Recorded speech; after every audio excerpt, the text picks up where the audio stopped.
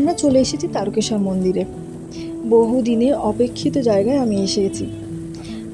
ওই যে আগের ব্লগেই বললাম, আমি যে আজকে আসতে পারবো সেটা আমারই জানা ছিল না।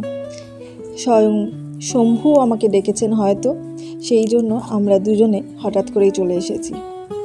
এই তারকেশ্বর মন্দিরটি হুগলি জেলায় অবস্থিত, সেটা আমরা কম বেশি সবাই জানি। কলকাতা থেকে 58 কিলোমিটার দূরে এই তারকেশ্বর মন্দিরটি।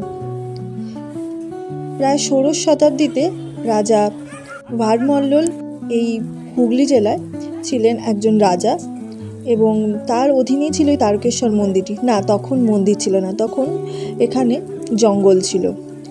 তার পালিত কিছু গরু ছাগল এখানে চাষ করতে আসতো তার সেবায়েতরা, যেটা হয়ে থাকে আগেকার দিনে সেরকমই আসতো। কিন্তু বেশ কিছুদিন ধরে দেখা যেত যে তার পোষা গরুরা দুধ দিচ্ছে